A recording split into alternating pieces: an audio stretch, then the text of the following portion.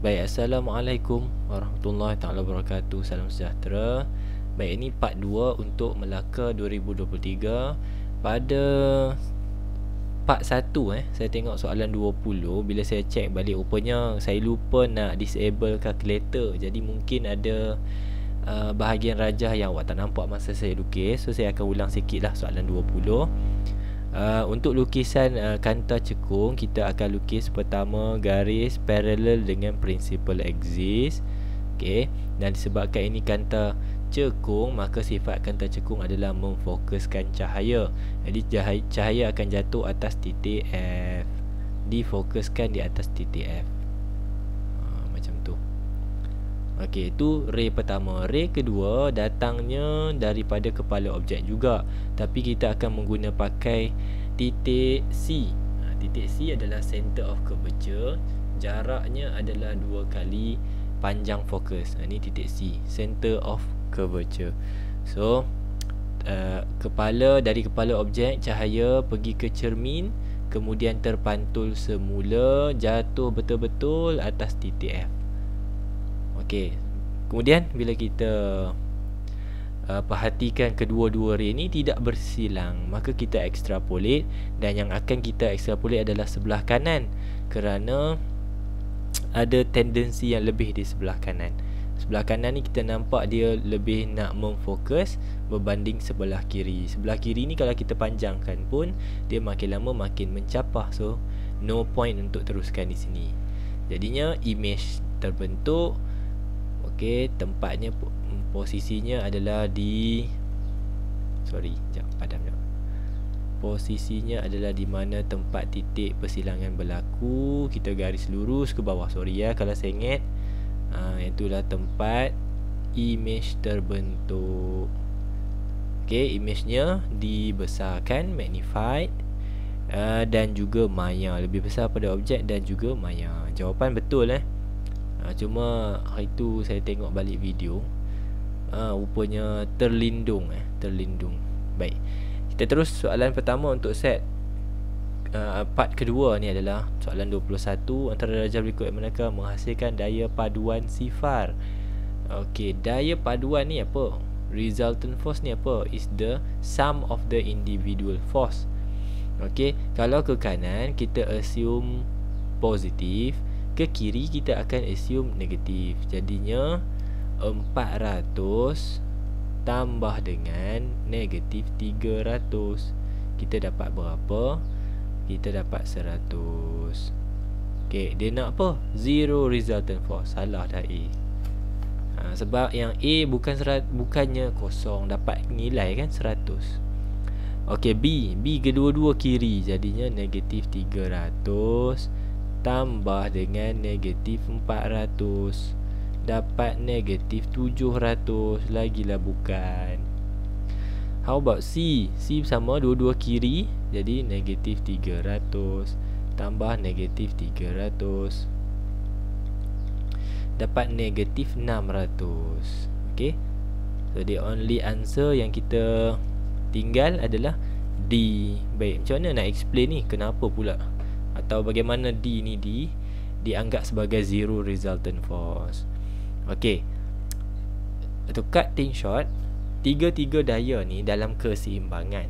Dan apabila dalam keseimbangan, maka kita boleh lukis dia dalam segi tiga daya. Saya akan angkat satu-satu daya tersebut dan akan bentuk segi tiga daya, triangle of forces. Pertama, saya akan guna 400 Newton dulu. Ni saya highlight 400 Newton. Saya akan buat tegak macam tu. Saya label anak panah di tengah, saya tulis 400 Newton. Okey, selesai yang tu. Kemudian saya akan ambil bahagian 300. 300 ni side dia horizontal ke kanan. So saya ada beberapa pilihan lah. Saya try and error. Kebetulan saya try and error, saya dapat kat sini 300 Newton. Kita tengok kedudukan 400 dengan 300 adalah 90 darjah. Kita apply sudut dekat situ. Dan 500 Newton, which is side yang terakhir, atau apa panggil, daya yang terakhir adalah berkedudukan sebegini dengan arahnya dan nilainya 500 Newton. Okey. So kalau kita nak tengok dari segi bagaimana kita mengassume atau menganggap bahawa ketiga-tiga ni dalam keseimbangan daya, mereka boleh dilukis dalam segitiga sudut tegak, dan 500 Newton ini adalah bahagian hypotenuse yang kita boleh buktikan. Betul ke kalau sini 400, sini 300, sini dapat 500 atau 345 kan, kalau shortcut yang belajar maths kan. Kalau awak nak cari betul ke 500 ni, 500 ni adalah hypotenuse C. Kita anggap sini A, kita anggap sini B. Ni panjang sikit kan, kata nak cerita sikit je. Okay. So C square sama dengan A square plus B square. So A square adalah 400 kuasa 2 tambah dengan 300 kuasa 2. Okay, itu C square. Okay, maka cuba kita kira tengok. 400 kuasa 2 tambah 300 kuasa 2, awak akan dapat 250,000. So C square is 250,000. Macam mana dapat C? Kita square rootkan answer, dapatlah 500. So it is proven. Okey, selesai nombor 21. 22, satu kaedah untuk menentukan daya paduan bagi daya P dan daya Q. Kita tengok dulu P kat sini, Q kat sini. Tu P dan Q. Okey. So daripada dua daya ini, yang manakah mewakili magnitude bagi daya paduan? So mana satu resultant force-nya? Okey, kalau kurang jelas lagi, mari saya highlight yang ini. Alamak, nampaknya highlight merah tebal.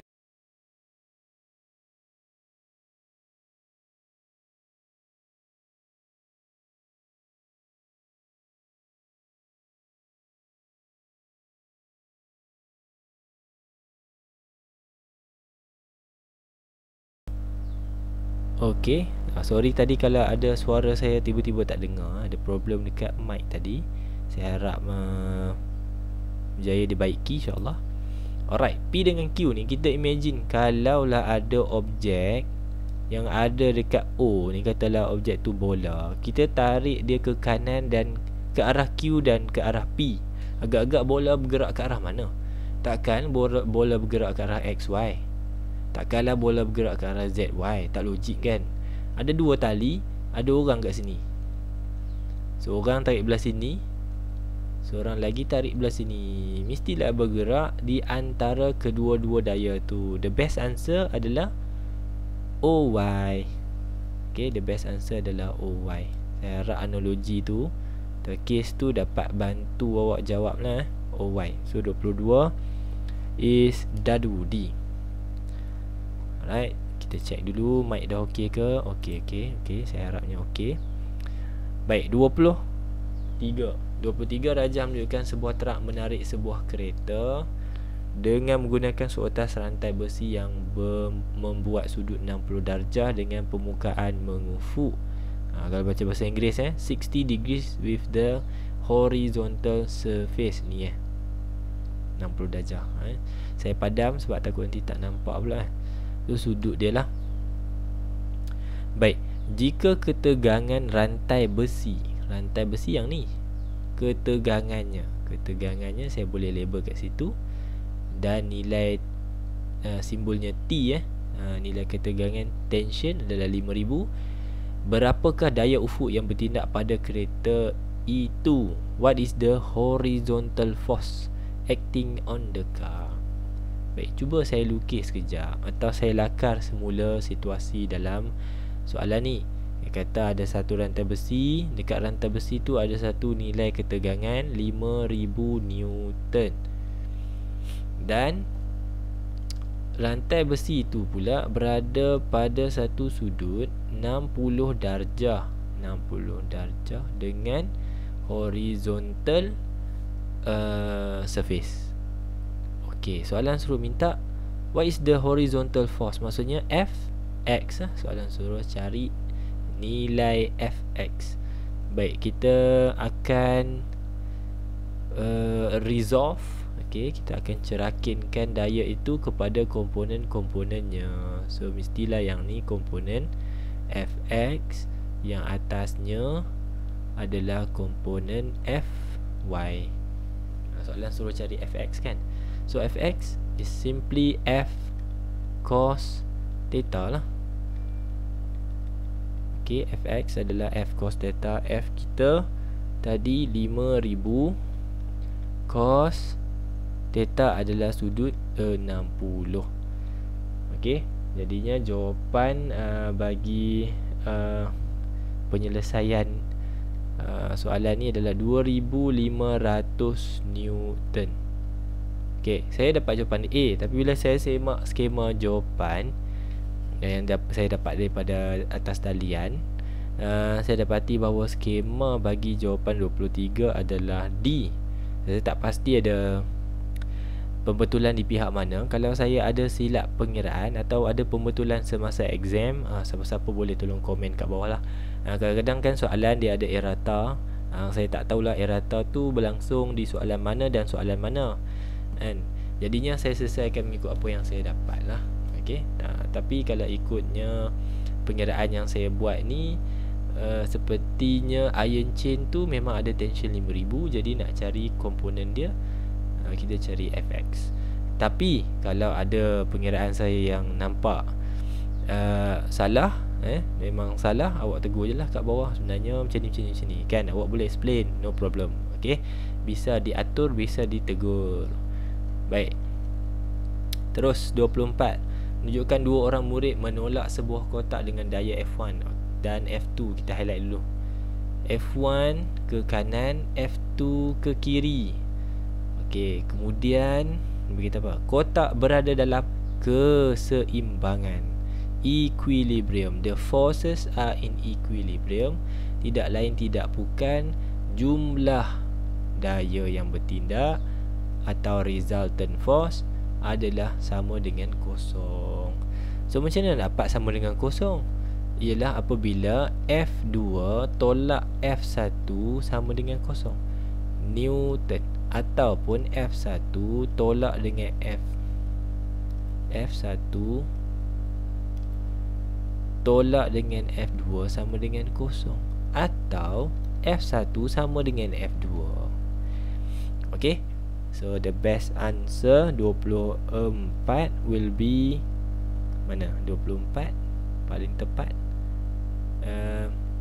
F2 tolak F1. F2 large box ada say in the box. Nampaknya ada dua pilihan jawapan yang berkemungkinan. Okay, for sure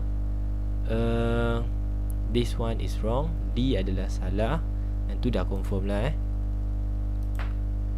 Okay, jadi kita consider tadi F1 ni ke kanan, makanya F1 adalah bernilai positif. Okay, F1 bernilai positif. Kemudian kita totalkan, sum kan. Bila kita nak buat resultant force, kita mencari sum, hasil jumlah. Jadi nak tambah dengan F2. F2 ni ke kiri. Sebabkan ke kiri, maka kita letak tanda negatif untuk F2. Okay, sama dengan kosong. Bila kita selesaikan, kita dapatlah F1 tolak F2 sama dengan kosong. That give you answer bola B. Okey, seterusnya tekanan dalam gas, tekanan gas dalam bekas adalah disebabkan oleh pelanggaran molekul-molekul gas, betul? Okey, jadi lebih banyak pelanggaran molekul gas yang berlaku, lebih kerap, maka tekanan menjadi makin besar, tekanan akan bertambah. Antara berikut perubahan yang akan meningkatkan tekanan gas. Okey, jadinya kita nak jumlah pelanggaran tu jadi lebih kerap, lebih banyak. Okey, apa tindakan ataupun apakah perubahan yang boleh kita buat? Jawapannya adalah meningkatkan halaju purata molekul-molekul gas. Lagi tinggi halaju, maka pelanggaran akan jadi lebih kerap. Rate of collision between molecules akan juga meningkat. Apabila kadar pelanggaran antara molekul bertambah, maka tekanan juga akan turut bertambah. 26. Sebuah radas telah diisi dengan air berwarna. Manakah rajah yang betul berdasarkan eksperimen tersebut? Okey, yang ni konsep dia adalah cecair memenuhi ruang dan tekanan tidak mengikut bentuk. Tekanan tidak dipengaruhi oleh bentuk bekas. Jadi semua open end kan. Bila semua open end, semua lubang yang open end ni semua ditindakkan oleh tekanan yang sama. Tekanan yang malar itu disebut tekanan atmosfera. So bila tekanan atmosfera yang malar nilai sama kan. Tekanan atmosfera ni nilai dia berapa? Kalau mengikut unit sentimeter merkuri, maka ianya 76 sentimeter merkuri. Okey, jadi 76 semua ni. Bila jumlah tekanan sama, itu akan memberi kesan yang aras cecair di dalam bekas akan jadi sama tinggi. Dia tak boleh yang lain lebih tinggi dan tidak akan dipengaruhi oleh bekas tu. Kalau bekas tu gemuk, tiba-tiba air banyak atau air sikit, tak. Okey, tidak langsung berkait dengan itu. D. 27. Sebiji bola dilontar secara berputar yang sedang bergerak ke hadapan dalam laluan yang melengkung. Baik, kalau siapa yang tak perasan, dia ada arrow kat sini. Ini arah bola tersebut. Maksudnya bola tu curve ke atas. Kalau ikut rajah ni, curve ke atas. Saya highlight. Ni arrow dia ni. Saya highlight arrow warna hijau. Baik. Untuk selesai soalan ni, soalan tanya laluan bola yang melengkung tu sebab apa? Kenapa bola boleh melengkung ikut arah ni? Dia curve ke atas. Kenapa bukan curve ke bawah? Baik, arah putaran bola bagi pelajar yang tak nampak, arah putaran bola dia ke sini counter clockwise. Okey, aliran udara bahagian X telah sama dengan arah putaran bola. Dia kan ke kanan, ke kiri. Putaran bola di bahagian atas juga ke kiri. Terbaliknya berlaku bagi bahagian bawah. Aliran udara ke kiri, tapi putaran bola ke kanan. Sini lawan angin dah ni. So, disebabkan itu, maka berlakunya perubahan atau perbezaan halaju. So, up here will be fast sebab dia ikut aliran udara, tidak melawan aliran udara. Okey, gerakan bola itu mengikut arah aliran udara. Tapi bahagian bawah disebabkan melawan aliran udara, maka bahagian bawah halajunya rendah. It is slow. Okey, halaju fluid menjadi rendah. Halaju bendalih rendah. Okey, menurut Bernoulli kata, kalau halaju bendalih bertambah, maka tekanan di kawasan itu berkurang.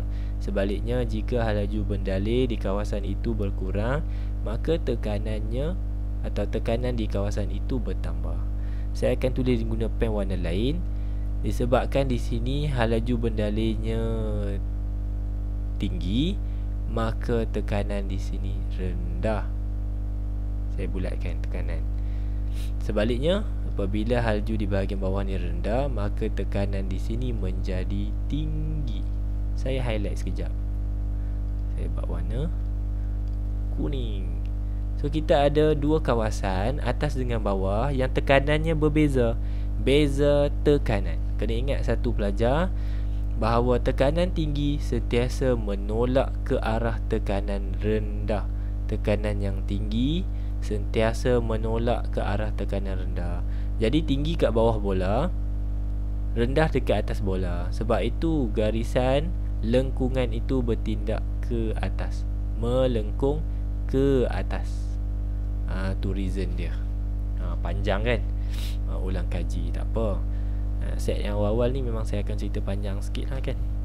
So 27, mari kita tengok apa jawapan paling tepat.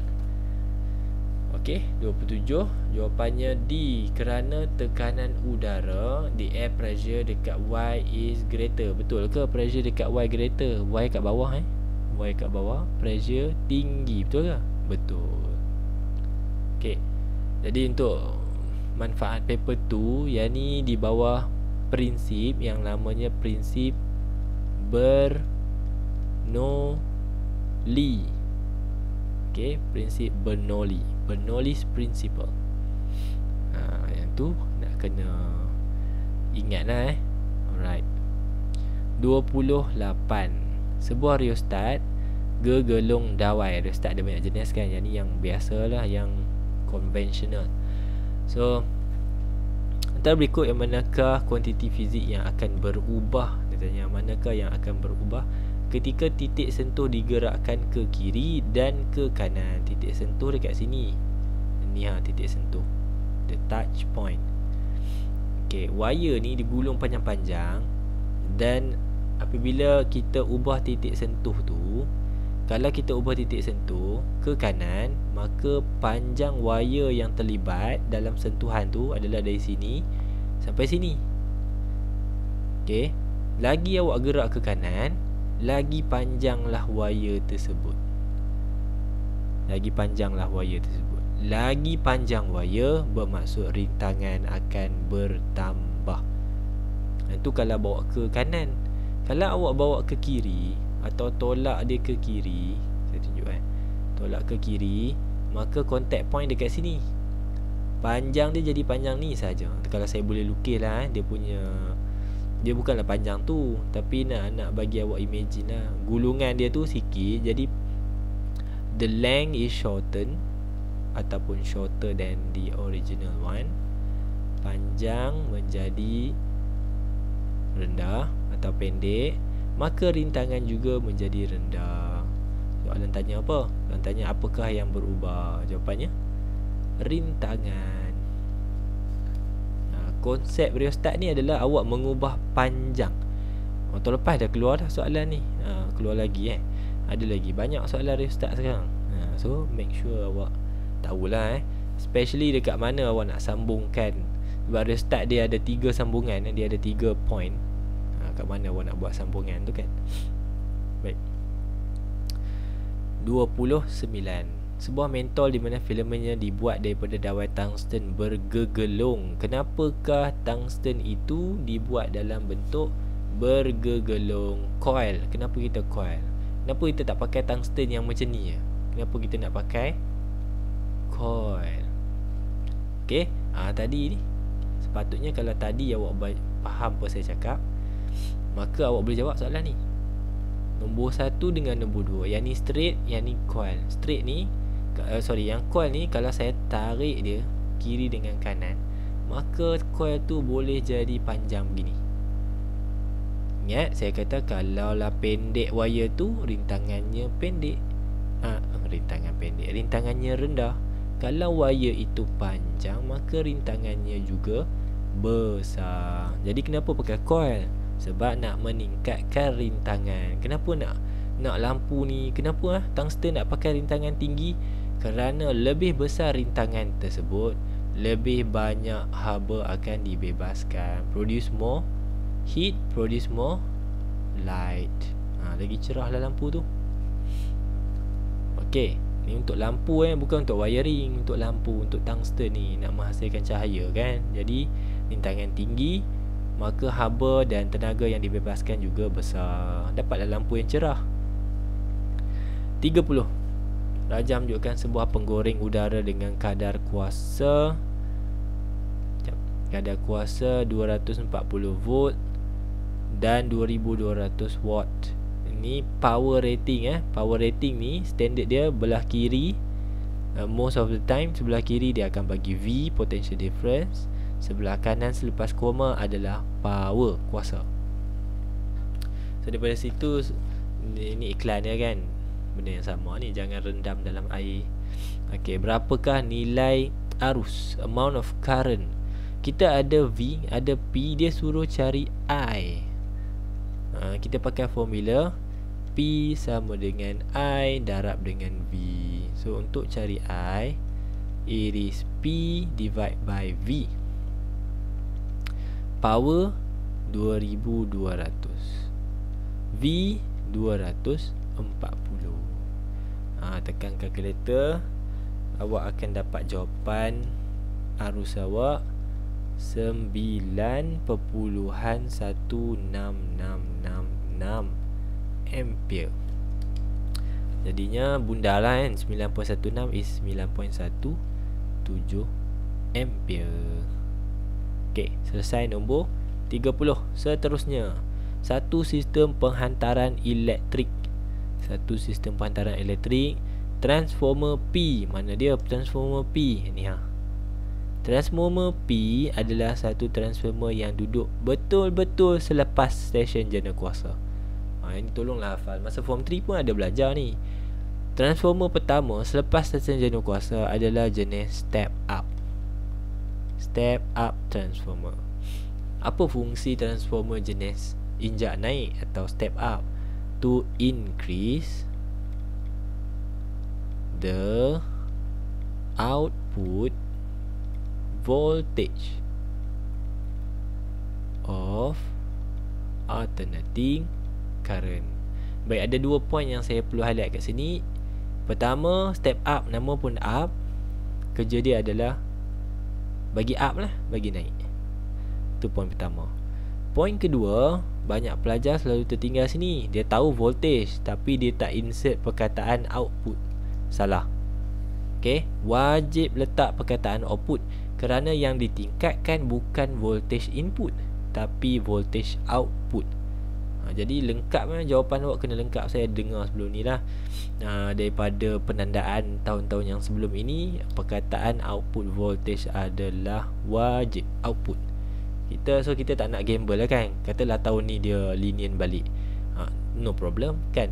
Asalkan dia tak jadi strict lagi, benda yang lenient, insyaAllah lah kan. Selamat lah kalau kita dah memang buat, kita train for the lenient punya style. InsyaAllah macam mana pun kita tak rugi kan. Baik, so C jawapan dia. Soalan tanya lagi, kenapa nak naikkan voltan tinggi-tinggi sangat? Untuk mengelakkan daripada voltage loss. Kerana voltage loss akan berlaku di antara wire daripada stesen jana kuasa sampailah ke rumah. Kan panjang wire tu. Bila wire panjang, ingat tak apa yang meningkat? Rintangan meningkat. Bila rintangan meningkat, akan ada power loss ataupun ada voltage loss due to heat. Hilang voltan tu melalui tenaga haba. So kita tak nak lah hilang tu. Lepas tu sampai ke rumah sikit je. Jadi kita up tinggi-tinggi. Bila sampai ke rumah cukup, jumlahnya masih mencukupi walaupun ada voltage loss. 32. Petua tangan kiri Fleming bagi menentukan arah daya. Ni direct je kan. Tangan kiri Fleming, tangan kiri Fleming, Fleming left hand rule. Dalam Fleming left hand rule, ibu jari adalah the daya, force, ada daya. Okay. Kemudian Q adalah the magnetic field yang selalu pointing towards south. Yang ni north, ni south. Kemudian jari hantu is the current. Okay. Jadinya jawapan paling tepat bagi 32 adalah B. Kan? Macam tu lah. Baik, 33. Sebatang rod kuprum memotong flux magnet. Baik, daripada gambar raja kita dapati bahawa tidak ada bateri. Tak ada bateri langsung. Ada wire, ada galvanometer, ada magnet. Kemudian magnet tu konduktor tu digerakkan bagi memotong medan magnet yang color hijau tu kan. Cutting the magnetic field, cut the magnetic flux atau magnetic field, sama maksud. Jadi bila tak ada bateri, kita kena ingat bahawa yang sedang kita gunakan adalah Fleming right hand rule. Okey, tadi Fleming kiri. Fleming kiri ni bila ada arus. Arus ni telah wujud dan namanya arus, bukan arus aruhan. Arus ada, kita cari daya, tangan kiri. Tangan kanan kita hasilkan arus aruhan. Produce, induce current. Okey, kita hasilkan arus aruhan. Macam mana nak hasilkan arus aruhan? Jawapannya memotong medan magnet. Okey. So soalan tanya apa? Yang manakah betul menunjukkan arah gerakan arus aruhan dan arah pesongan penunjuk galvanometer. Baik, angkat tangan kanan, buat Fleming punya position. Kemudian caranya adalah untuk awak menggerakkan dan pastikan ibu jari menghala ke atas. Okey, ibu jari menghala ke atas, kemudian jari telunjuk awak menghala ke arah south. Ni saya tak ada tunjuk lah boleh jumpa cikgu awak kalau awak tak faham apa saya cakap. So sekarang ni I'm pointing to the screen sebab saya tengah mengajar pada screen. Awak pun kalau tengah tengok screen, awak boleh point to the screen. Ikut arah south ke arah south. Jadinya awak dapat arah arus aruhan mengikut arah ini. Saya dapat yang ni. Okey, iaitu ke arah P. Arah arus aruhan adalah ke arah P macam ni. Jadi arus tu, induced current, masuk dalam galvanometer, keluar ke sini. Okey, bagi yang tak nampak, saya scroll sikit. Galvanometer fungsinya mengesan arah arus aruhan. Bagi KSSM, galvanometer menunjukkan arah elektron. Jadi bila arus aruhan ke kanan, arah elektron, arah gerakan elektron adalah ke kiri. Arus dengan elektron ni arah pengaliran dia bertentangan. So galvanometer tertolak ke kiri sebab elektron bergerak ke kiri. Macam tu. Jadi 33 jawapannya A, P dan ke kiri. Rujuk cikgu awak kalau sebabnya saya macam mana saya nak tunjuk. Malas saya nak cari kamera. Ada kamera tapi kan nak kena tunjuk tangan semua tu. Berujuk cikgu awak, InsyaAllah dia boleh tunjuk senang je ni. Okey, 34. Alur elektron dihasilkan dari permukaan katod. Okey, gambar dia. Namakan proses yang terlibat. Okey, proses tu yang sebenar ditanya dalam soalan yang berlaku kat sini. Kat sini apabila kita panaskan, kita heatkan filament, heatkan dia punya filament. Okey, dia akan boils off dan release elektron, free elektron. Proses ni menggunakan haba untuk release ke elektron, namanya thermionic emission. Okey, menggunakan haba untuk membebaskan ion. Ion tu elektron lah. Ni haba, heat. Thermionic emission. Selesai. 35. Sambungan diod dalam 1 liter ringkas. Okey, ni diodnya. Ni diod ni. Bagi siapa yang tak tahu, nanti ingat yang ni diod pula. Ni diod ni, yang petak ni. Ni simple diagram saja. Antara berikut manakah benar apabila switch dihidupkan? Okey, switch ni sambung. Sini positif terminal, negatif terminal. Kita nak tahu mentor menyala tak menyala adalah berdasarkan susunan atau aturan. Adakah ianya forward bias, pincang depan pincang hadapan, forward bias ke reverse bias? Reverse bias, songsang. Depan ke songsang. Jadi kita tengok terminal. Okey, terminal bagi bateri dah settle. Tengok ni. Ni bateri dah settle. Jadi betul ke positif sambung dengan positif? Kalau positif sambung dengan positif diode, maka itu adalah forward bias. Sekarang ni dia tak bagi terminal untuk diode, dia cuma bagi clue awak, okey, yang ni hole, ini adalah hole, sini adalah elektron. Jadi hole ni dia bercas positif, okey, dan elektron bercas negatif. Macam gitu. Jadi apa berlaku kalau hole tu sebenarnya adalah majority charge carrier bagi P, semiconductor P, maka elektron adalah majority charge carrier, pembawa charge majority bagi semiconductor jenis N. So dengan kata lain, P ini terminal positif diode, yang ni terminal negatif diode. Jadinya bila kita rujuk terminal positif dan terminal negatif bagi sambungan, positif sambung dengan positif, negatif sambung dengan negatif. This is forward bias. So dalam forward bias, arus boleh mengalir. Arus boleh mengalir, maka lampu akan menyala. Okay, now kalau nak cerita detail sikit lagi, okay, saya akan padam simbol ni. Nak cerita detail sikit lagi kan, kenapa pula boleh menyala ni cikgu? Okay, so hole sifatnya atau charge-nya positif, elektron charge-nya negatif. Bagi charge yang bersifat positif, charge tersebut akan ada tendensi untuk pergi ke arah negatif terminal. Maka apa berlaku? Hole akan cross depletion layer dan akan pergi ke arah negatif terminal.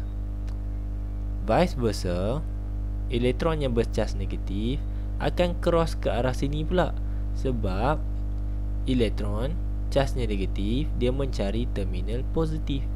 So the crossing over between hole and electron will make sure the depletion layer become thin.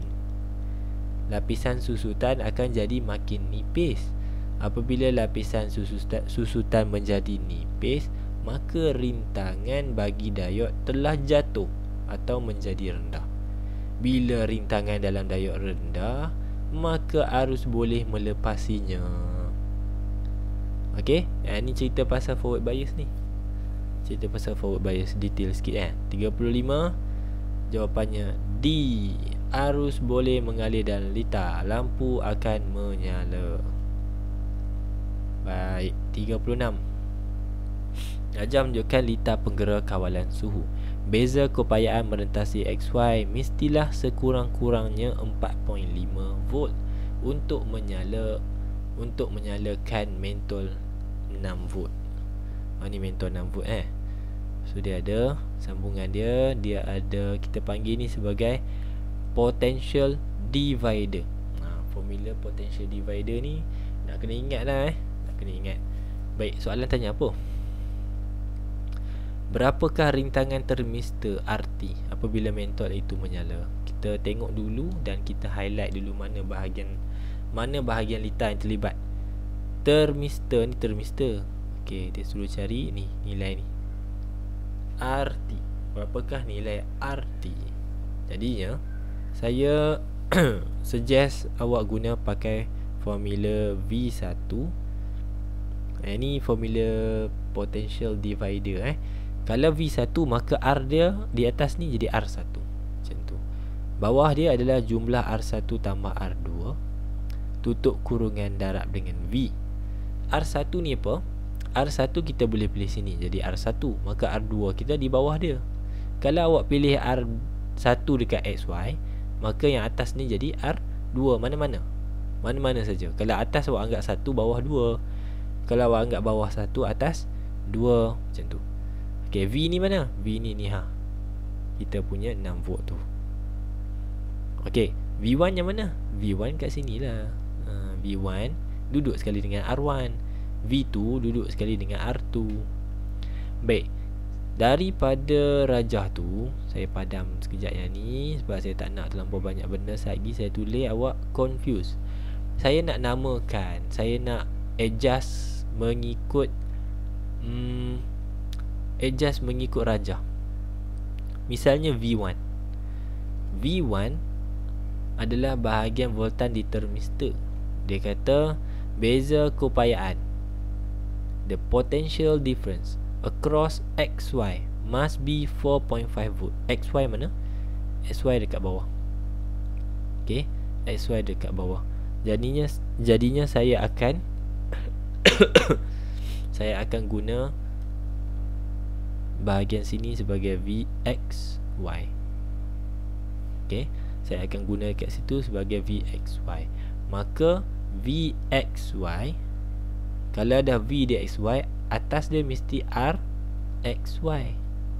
Kemudian tambahlah RXY tambah dengan RT. RT ni apa? Ni rintangan kat sini dengan rintangan sini. Tutup kurungan darab dengan V. Nampak ke saya tulis V tu? Nampak. Okey. Alright. Tertekan kalkulator pula dah. Okey daripada situ kita gantilah nilai VXY sama dengan VXY kita nak cari VXY kita dah tahu 4.5. Kan soalan bagi ni. Inilah kita punya VXY. Jadi 4.5. Sesemua tak baik lagi. Tapi tak apa, perjuangan mesti dia teruskan. Sesemua je pun. RXY, mana dia? Ni XY. Dia punya R dia is this one. Ni RXY kita. Rintangan pada X sehingga Y adalah 20 kilo ohm. 20 je lah. Nanti jawapan kan semua ada kilo-kilo. So 20 je. Jangan buat 20,000 nanti semak. So bawah 20 tambah RT. RT kat sini kita nak cari RT. Tutup kurungan darab dengan 6. Kenapa 6? Ni V kita 6. Nampak macam susah. Awak kena buat 2-3 kali boleh buat dah soalan ni. Senang je pun. Okay, so the rest is math. Contohnya macam kita nak bawa 6 dengan 4.5 ni.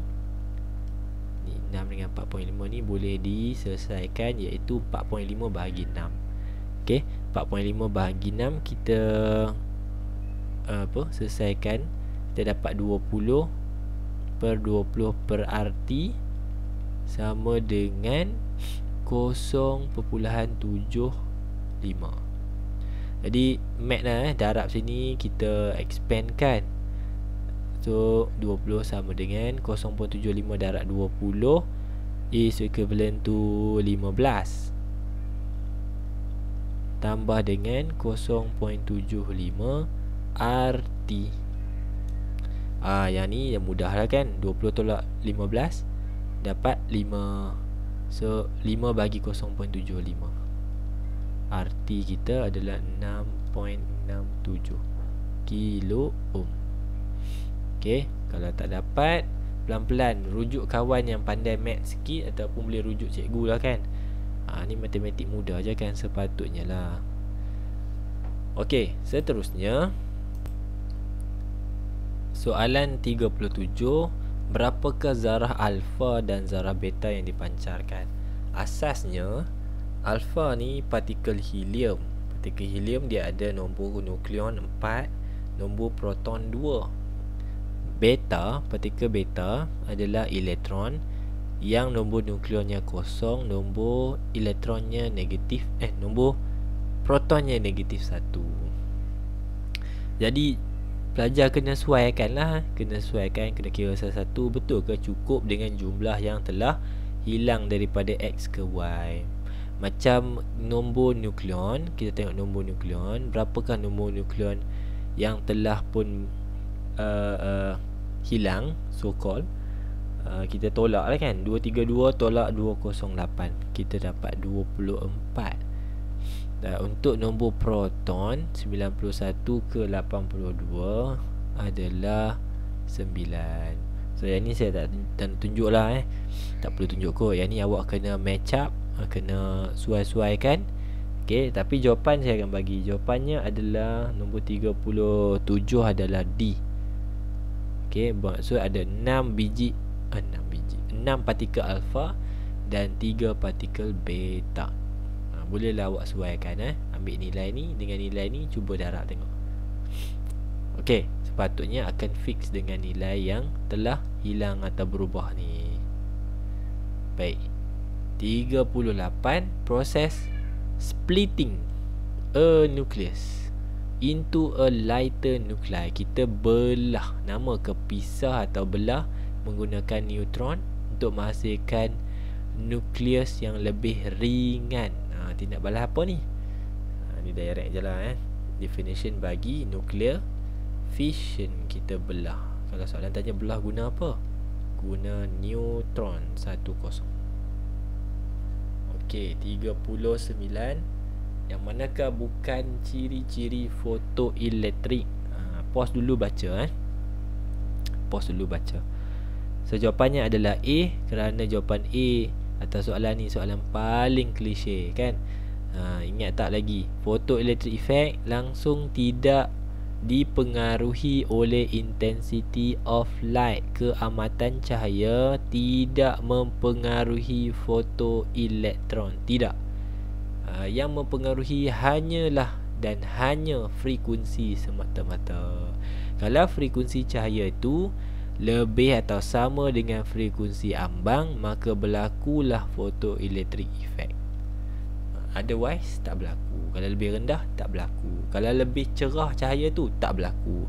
Tak ada kesan.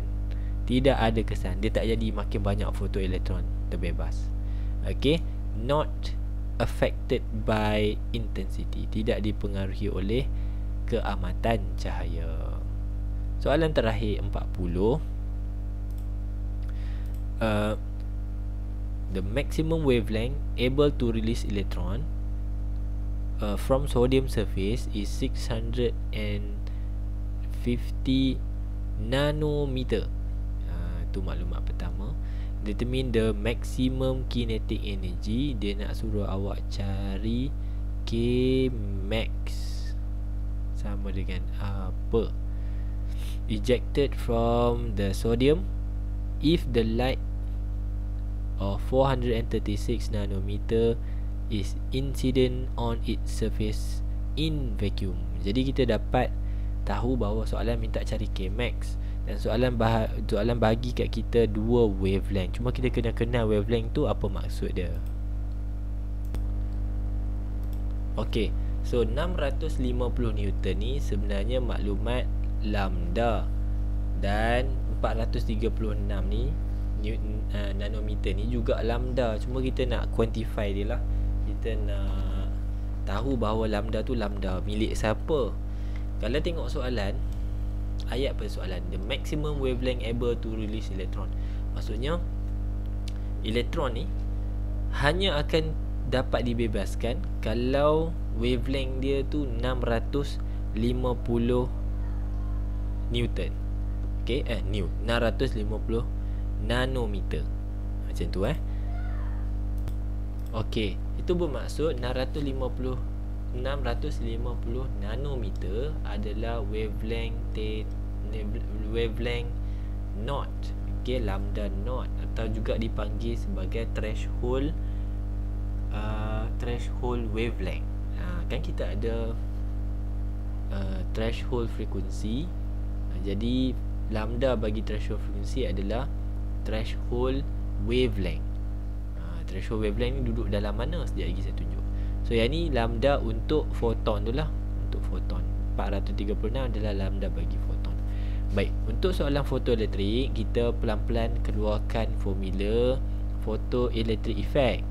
E sama dengan W tambah K max.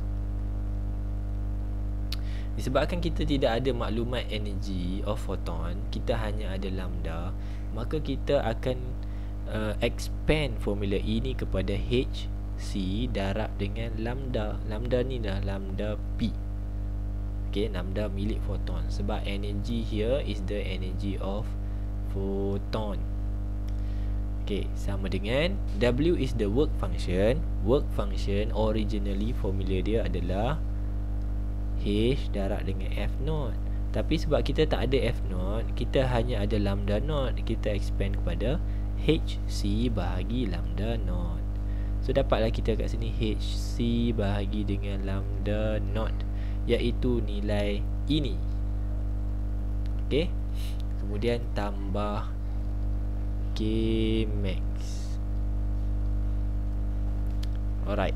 So yang ni saya tak tunjuk panjang. H ni adalah Planck constant, darat dengan C, laju cahaya 310/8 bahagi dengan 436 nanometer. Ingat nano ni adalah 10 kuasa negatif 9. Dekat kalkulator pun ada nano kan. Samalah nano sebelah sini pun 10 kuasa negatif 9. So make sure 650 darab 10 kuasa negatif 9 darab. Okey, masukkan nilai yang awak akan dapat daripada yang ini. Awak akan dapat 4.559 darab 10 kuasa negatif 19 sama dengan, kemudian HC bahagi dengan lambda naught, awak akan dapat 3.058 darab 10 kuasa negatif 19 tambah, nampak ke lagi tambah Kmax. So rearrange Kmax awak adalah sama dengan this one tolak this one. Okay. Jadi jawapan Kmax sepatutnya adalah 1.5 darab 10 kuasa negatif 19 Joule. Kenapa Joule?